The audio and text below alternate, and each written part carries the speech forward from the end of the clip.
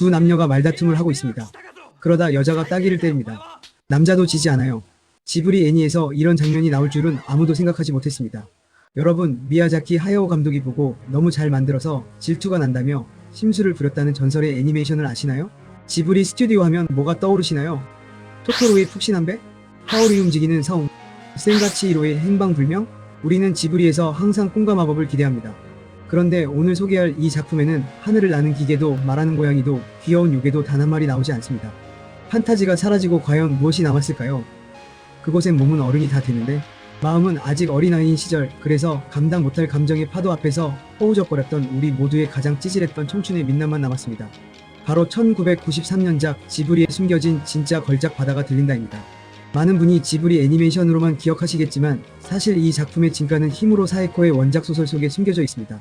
일본 유학 시절 낯선 땅에서 우연히 만난 이 영화는 제게 잊지 못할 여운을 남겼습니다. 스크린 너머의 감동을 간직하고자 원작을 찾아냈고 일본어를 공부하며 한 글자 한 글자 소중하게 읽어 내려갔던 기억이 납니다. 애니메이션이 청량한 여름날의 스냅샷이라면 소설은 그 사진 뒤에 가려진 습하고 서툰 청춘의 민낯을 가감없이 보여주죠. 영상의 마지막에 소설과 애니의 다른 점에 대하여 이야기하겠습니다. 그러니 끝까지 봐주세요. 그런데 여기서 한 가지 궁금증이 생깁니다.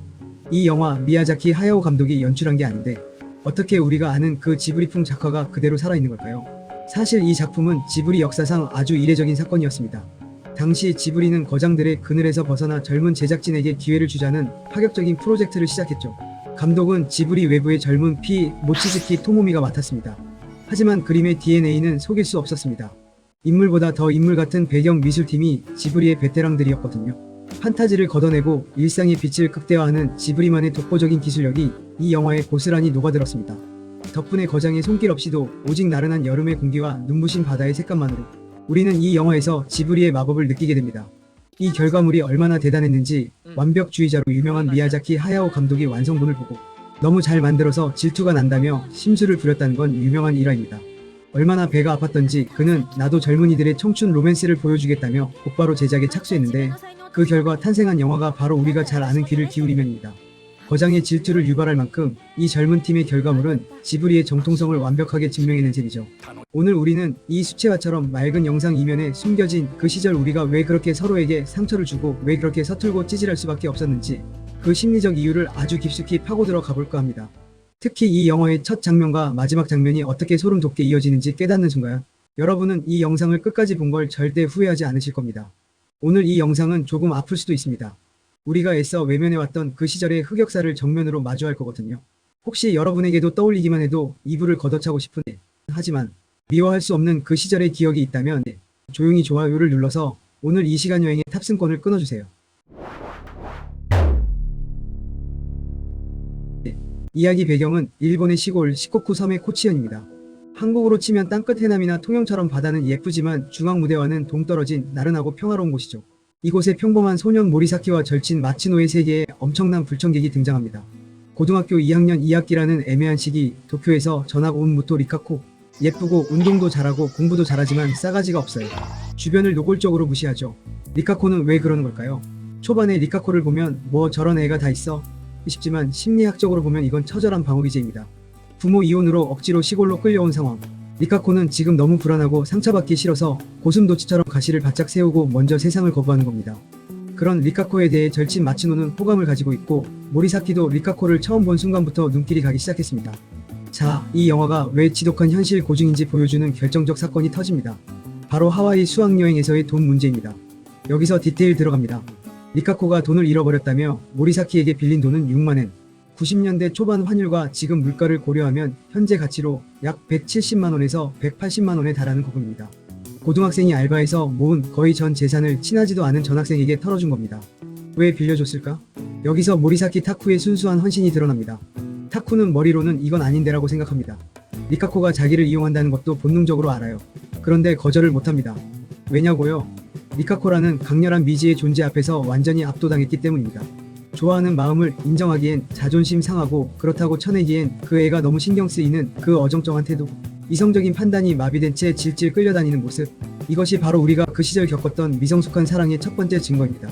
자, 이제 이야기는 문제의 도쿄 여행으로 넘어갑니다. 그런데 그 전에 우리는 가장 근본적인 질문을 던져야 합니다.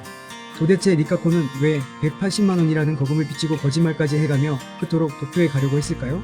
리카코에게 현재 머물고 있는 코치현은 엄마의 이혼으로 억지로 끌려온 유배지나 다름없었습니다.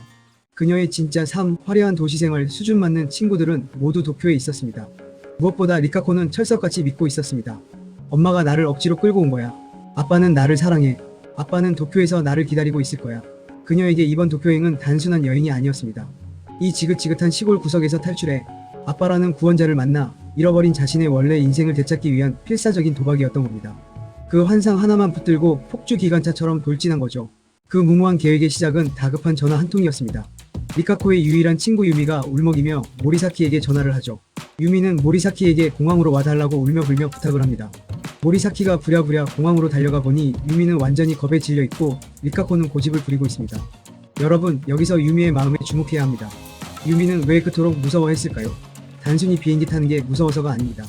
지금은 스마트폰으로 어디든 연결되지만 90년대 초반 시코쿠 섬 끝자락의 코치현 토박이 소녀에게 바다 건너의 도쿄는 상상조차 안 되는 거대하고 위험한 정글이었습니다. 보호자도 없이 그곳에 떨어진다는 막연한 공포감이 엄청났죠. 게다가 부모님과 학교 몰래 비행기를 탄다? 이건 보수적인 시골 마을에서 상상할 수 없는 최악의 일탈 행위였습니다. 들켰을 때 감당해야 할 폭폭풍이 너무나 두려웠던 겁니다. 평범한 유미에게 리카코의 무모한 계획은 감당할 수 없는 범죄 공모나 다름없었던 거죠. 결국 유미는 집으로 돌아가고 모리사키와 리카코 둘만 덩그러니 남게 됩니다. 계획이 완전히 틀어진 순간이죠. 리카코는 매우 난처해야 합니다. 모리사키는 리카코의 안색이 유독 창백하다는 걸 눈치챕니다. 모리사키는 리카코에게 어디 안 좋냐며 묻습니다. 그러자 리카코는 여자들의 그날이라 좋지 않다고 말합니다. 리카코는 지금 모리사키에게 단순한 동행이 아니라 자신의 가장 취약한 순간을 공유하며 보호를 요청한 겁니다. 리카코의 고백은 모리사키의 마음속 가장 부드러운 곳을 건드렸죠. 여기서 모리사키는 선택할 수 있었습니다. 유미처럼 집으로 돌아가거나 리카코에게 약이라도 사주고 작별 인사를 할 수도 있었죠. 하지만 모리사키는 그렇게 하지 않았습니다. 오히려 그가 먼저 묻습니다. 그럼 내가 같이 가줄까?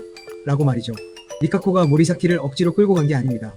리카코의 고통과 외로움을 본 모리사키가 스스로 그 태풍의 눈 속으로 걸어 들어간 겁니다. 여기서 모리사키가 리카코를 좋아하고 있다는 사실을 우리는 알 수 있어요. 그렇게 우여곡절 끝에 도착한 도쿄에서 리카코는 가장 잔혹한 현실과 마주합니다. 아빠 집에 도착해 인터폰을 하는데 낯선 여자의 음성이 대답을 하죠. 그토록 그리워했던 아빠의 집엔 이미 새로운 여자가 주인 노릇을 하고 있었죠.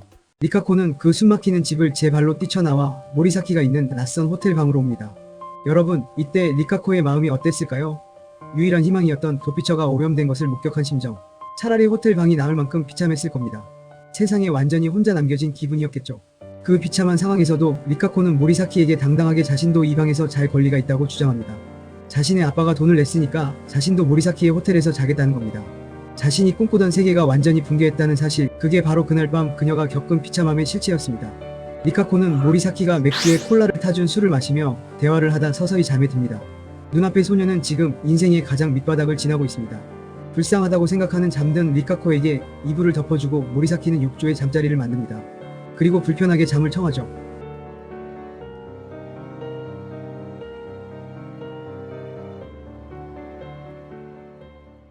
도쿄에서 돌아온 두 사람. 마치 아무 일도 일어나지 않은 것처럼 리카코는 모리사키를 투명인간 취급을 했고 여전히 유미하고만 친하게 지냅니다. 그러던 어느 날 마치노가 옥상에서 도쿄 여행 이야기를 꺼내죠.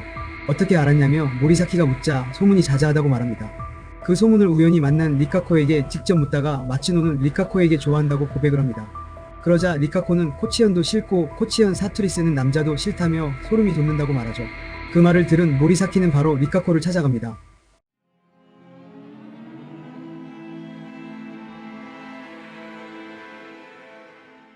복도에서 리카코는 모리사키에게 눈에 띄니까 학교에서 말 걸지 말라고 말을 합니다. 모리사키는 도쿄에서 같이 숙박한 사실을 마치노에게 말한 것이 너냐며 따지듯 묻습니다.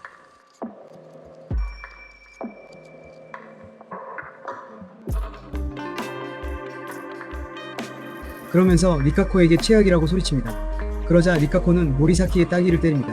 모리사키도 참지 않고 되돌려줍니다. 놀라며 당황한 리카코는 너희들 우정 대단하다며 소리치고 자리를 떠납니다. 이것은 서로를 향한 원망과 엇갈린 감정이 처음으로 폭발한 사건이었습니다. 그야말로 최악의 상황이 되어버린 것이죠.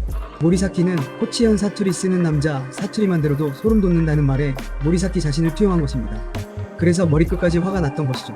마치노를 위한 우정의 행동이 아닙니다. 도쿄 이벤트 이후 이 지독한 침묵 도대체 왜 시작된 걸까요? 두 사람의 심리는 아주 복잡하게 꼬여 있습니다. 먼저 리카코입니다. 그녀는 모리사키에게 자신의 가장 비참한 밑바닥 모습을 들켰습니다. 도도한 그녀에게 이건 죽기보다 싫은 수치심입니다. 그래서 방어기제로 아예 모리사키의 존재 자체를 지워버린 겁니다.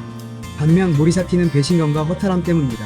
물론 도쿄에서 리카코의 아버지를 만나 돈을 돌려받았습니다. 금전적 손해는 없었죠.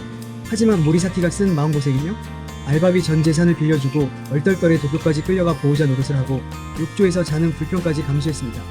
그런데 돌아온 건 고맙다는 말 한마디 없는 철저한 무시였습니다. 모리사키 입장에선 결국 난 필요할 때만 써먹고 버리는 도구였나 하는 생각에 자존심이 너무 상했고 먼저 말을 걸기가 싫어졌던 겁니다. 시간이 흘러 축제날 모리사키는 또 한 번 리카코의 비참한 순간을 목격합니다. 학교 건물 뒤편 리카코가 여학생들에게 포위당해 있습니다. 도대체 왜 이렇게까지 미움을 샀을까요? 이유는 리카코의 오만하고 비협조적인 태도 때문이었습니다. 리카코는 전학온 후로 줄곧 난 너희 시골애들과는 달라라는 태도로 일관했습니다. 특히 모두가 다 같이 고생하며 준비해야 하는 학교 축제 작업에 리카코는 전혀 참여하지 않았습니다. 늘 혼자 도도하게 빠져 있었죠. 열심히 일한 다른 여학생들 입장에선 그게 너무나 고깝게 보였던 겁니다. 집단 생활을 중요시하는 학교 분위기 속에서 리카코의 이기적인 행동이 결국 아이들의 분노를 폭발시킨 거죠. 모리사키는 상황이 끝날 때까지 숨죽여 지켜보다가 아이들이 물러가자 조심스럽게 쓰레기를 치우는 척하며 모습을 드러냅니다. 하지만 눈치 없는 모리사키는 그녀의 자존심에 불을 지르는 서툰 위로를 던집니다. 너 정말 대단하더라. 그렇게 여럿이 몰아세우는데도 기죽지 않고 지지 않다니. 이 말은 리카코에게 위로가 아니었습니다. 모리사키는 칭찬이라고 생각했겠지만 리카코에게 이 말은 위로가 아니라 모욕이었습니다. 그녀는 지금 강해서 버틴 게 아닙니다. 울지 않기 위해 필사적으로 가면을 쓰고 있었을 뿐입니다. 그런데 모리사키는 그녀가 꼭 참고 있던 슬픔과 공포는 보지 못한 채 자존심 하나로 버텨온 소녀에게 소년의 둔감한 찬사는 마지막 방어선을 무너뜨리는 가시가 되었습니다. 리카코는 뺨을 한 대 때리고는 끝내 아무 말도 하지 않은 채 울며 자리를 떠납니다. 리카코가 떠나고 뒤늦게 나타난 마츠노. 뺨을 맞고 멍하니 서 있는 모리사키를 보고 마츠노가 묻습니다. 무슨 일이냐고 말입니다. 모리사키는 방금 전에 당혹스러운 상황을 마츠노에게 털어놓습니다. 리카코가 여자아이들에게 둘러싸여 있어도 지지 않는 모습이 대단해서 그렇게 말해줬을 뿐인데 왜 뺨을 맞아야 했는지 도무지 이해할 수 없다는 표정으로 말이죠. 그 순간 마츠노의 주먹이 모리사키의 얼굴을 강타합니다. 넌 바보야 라고 말하고 떠나는 마츠노. 마츠노는 알았던 겁니다. 리카코가 그 침묵 속에서 얼마나 무서워하고 있었을지, 그리고 모리사키의 그 멍청한 칭찬이 그녀의 마음을 얼마나 갈기갈기 찢어놓았을지요. 짝사랑하는 소녀의 아픔을 공감하지 못한 친구에게 던진 마츠노식의 절교 선언이었죠. 그들은 서로의 진심을 확인하지 못한 채 고교 시절의 마지막을 가장 아픈 기억으로 남기게 됩니다. 도쿄에서 대학 생활을 하던 모리사키가 동창회 참석을 위해 고향으로 돌아왔을 때 뜻밖에도 마츠노가 차를 몰고 공항까지 마중을 나옵니다. 그리고 둘은 바닷가로 산책을 가며 그때의 일을 이야기합니다. 마츠노는 모리사키에게 네가 나 때문에 리카코를 좋아하는 마음을 숨기고 참아왔다는 걸 깨달았다고 말하죠. 모리사키도 리카코를 좋아하고 있었다는 것을요. 그리고 친구인 자기 때문에 그 마음을 꾹꾹 눌러 참아왔다는 사실을요. 대학생이 되어 조금 어른스러워진 두 사람은 이 드라이브를 통해 묵은 앙금을 털어내고 진짜 화해를 하게 됩니다. 동창회에 참석한 모리사키는 유미로부터 리카코의 근황을 듣습니다. 그녀도 도쿄에서 잘 지내고 있고 예전의 날 선 모습은 많이 유해졌다는 소식을요. 도쿄에서 만나고 싶은 사람이 있다고. 누군지 모르겠지만 그 사람은 욕조에서 자는 사람이라고. 동창회를 마치고 도쿄로 돌아온 모리사키. 이제 우리는 압니다. 이 영화의 모든 내용은 플랫폼에 서 있던 모리사키가 아주 짧은 순간 회상한 기억의 파편들이었다는 것을 그 당시엔 몰랐습니다. 그게 사랑이었는지 치기 어린 동정심이었는지 아니면 그냥 오기였는지 너무 아프고 쪽팔려서 빨리 지나가기만을 바랐던 순간들이었죠. 하지만 그 모든 시간을 통과해온 어른 모리사키는 이제 인정합니다.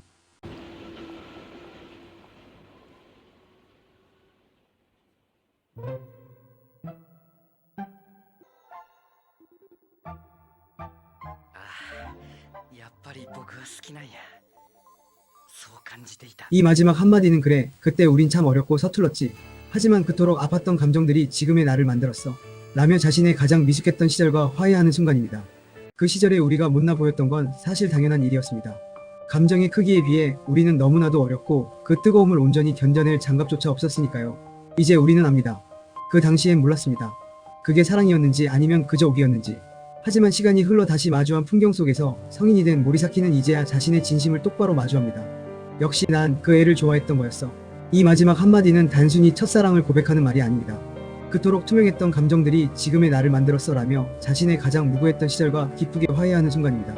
리카코 역시 처음부터 모리사키에게 느꼈던 그 묘한 호감을 자신만의 서툰 방식인 돈을 빌리는 핑계로 표현했던 것 뿐이죠. 너무나 큰 감정을 다루기엔 아직 마음의 근육이 자라지 않았던 소년과 소녀. 그들이 나눈 것은 미성숙함이 아니라 세상 무엇보다 맑았던 청춘의 유약함이었습니다. 여러분에게도 그런 시절이 있었나요? 떠올리기만 해도 가슴 한구석이 간지러워지지만 절대 지울 수 없는 문신 같은 기억들. 사랑이 너무 늦었던 소년, 그리고 솔직함이 너무 두려웠던 소녀. 바다가 들린다는 단순한 첫사랑 이야기가 아닙니다. 억지로 강한 척해야 했던 10대들의 처절하고도 푸른 성장통이죠. 모리사키는 리카코를 처음 본 순간부터 사랑했습니다. 하지만 그는 사랑보다 우정을 먼저 선택했죠. 절친 마치노의 마음을 알았기에 자신의 감정을 쓰레기통에 처박았습니다. 결국 사랑도 우정도 잃고 나서야 그는 깨닫습니다. 10대의 사랑은 양보하는 것이 아니라 부딪히는 것이었다는 사실을요. 리카코는 왜 그렇게 못되게 굴었을까요? 부모님의 이혼과 낯선 시골 생활, 얕잡아 보이지 않기 위해 그녀는 가시를 세워야만 했습니다. 사실은 모리사키에게 가장 기대고 싶었지만 다가가는 법이 너무나 서툴렀던 10대 소녀. 그녀의 오만함은 사실 혼자가 되는 것이 무서웠던 아이의 비명이었습니다. 졸업 후 더 이상 강한 척할 필요가 없어진 뒤에야 두 사람은 다시 만납니다. 기차역 플랫폼에서의 재회는 단순히 우연이 아닙니다. 자신의 마음을 있는 그대로 보여줄 준비가 된 두 사람이 운명처럼 마주한 필연이죠. 미야자키 하야오를 배제하고 신인들만으로 제작된 이 TV 애니메이션은 17.2%라는 경이로운 시청률을 기록했습니다. 판타지를 버리고 실제 고치현의 풍경을 정밀하게 재현하며 지브리 역사상 가장 현실적인 청춘을 탄생시켰습니다. 원작과 애니의 다른 점에 대하여 간단히 알려드릴게요. 애니메이션 속 리카코는 도쿄에서 온 가련하고 예민한 전학생이죠.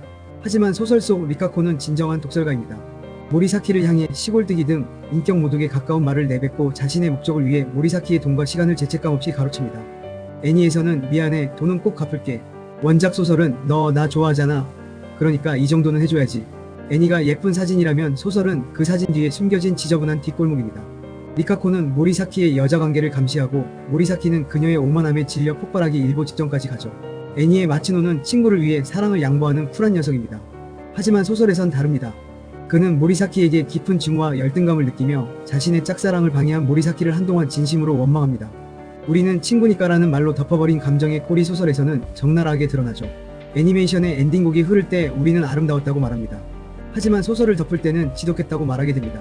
결국 두 사람은 이어지지만 그것은 낭만적인 운명이 아니라 서로의 상처를 가장 잘 아는 사람들끼리의 처절한 결합에 가깝습니다. 지브리는 왜 이 매운맛 소설을 그토록 달콤하게 바꾼 걸까요? 어쩌면 첫사랑이란 추억이라는 필터로 보정되었을 때만 아름답기 때문일지도 모릅니다. 지브리의 추억은 방울방울, 그리고 호소다 마모루의 작품과 비교하면 더 재미있겠지만 오늘은 여기까지 하겠습니다. 오늘 이 긴 시간 여행이 여러분의 마음속 파도에 작은 울림을 주었다면 구독과 좋아요로 함께 해주세요. 여러분의 클릭 한 번은 다음 영상을 만드는 가장 큰 파도가 됩니다. 지금까지 로드쇼였습니다. 시청해주셔서 감사합니다. 바다가 들린다 2편도 있어요. 모르셨죠?